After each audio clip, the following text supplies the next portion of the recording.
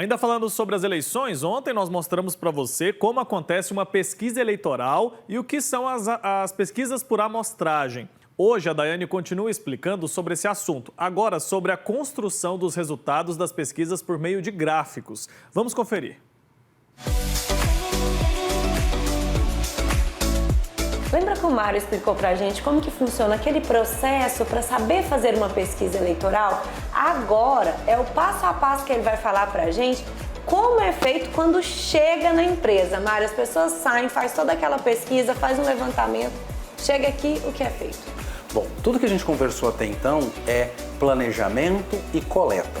Uma vez que os dados, nós recebemos os dados que vêm do campo, coletados eletronicamente, testados e avaliados, nós precisamos fazer o quê? Tabular esses dados e analisar os resultados. Esse processo de análise, ele passa por algumas questões, como essa aqui que eu estou colocando, que vocês estão vendo aqui na nossa tela, que é a regionalização de Goiânia. Então eu preciso avaliar se as respostas, as quantidades, elas estão batendo com aquilo que é previsto para cada uma das regiões, para cada um dos estratos, e a partir daí sim, construção de tabelas e construção de gráficos e principalmente, no caso de uso estratégico da pesquisa, os cruzamentos que vão permitir a análise do que deve ser feito com o resultado da pesquisa em si.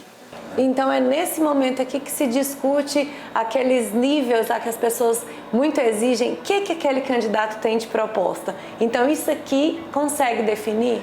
Nesse momento, por exemplo, a gente consegue avaliar quais são as demandas da população. Então isso tem a ver lá com o planejamento do questionário. Então se o meu objetivo do estudo não é só a intenção de voto, mas é entender, por exemplo, as demandas e as dores do candidato, da população, eu consigo agora representar essas dores e essas demandas na cidade através de um processo de regionalização. Então aqui, por exemplo, quais são as demandas dos moradores da região quais são as demandas dos moradores da região Centro-Norte? O que eles querem, o que eles precisam, em quem eles votam, como eles estão satisfeitos com o prefeito ou com o governador. Então agora a gente começa a avaliar os resultados e colocar isso de tal maneira que, principalmente, as pessoas que estão conduzindo as campanhas são capazes de tomar a decisão baseado nesses dados. E é a partir daí que pode mudar a pesquisa. Maravilha. O que acontece? Pesquisa, grosso modo, ela foi feita para ser mudada. Por quê? Porque aqui ela é um reflexo de uma realidade hoje. O que acontece? Hoje, o dado é esse. Daqui a 2 semanas tem campanha, tem TV, tem rádio, tem internet, tem coisas acontecendo, a opinião das pessoas vai mudar.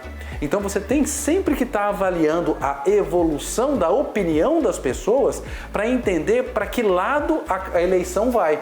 Por isso que é importante a população participar da pesquisa, né? É fundamental que a população participe da pesquisa por 2 aspectos principais.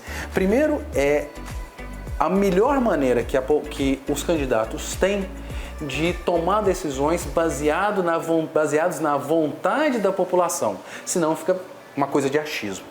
E quando a população participa do processo das pesquisas e responde às pesquisas, ela está permitindo que as pessoas que virão a ser os mandatários, por assim dizer, aqueles que vão de fato, eles possam se orientar a partir das demandas reais da população. Obrigada, agora ficou bem claro, né? E com certeza quem assistiu entendeu muito bem. Eu agradeço a oportunidade e a empresa fica à disposição de vocês para próximas dúvidas ou qualquer coisa que eu valha.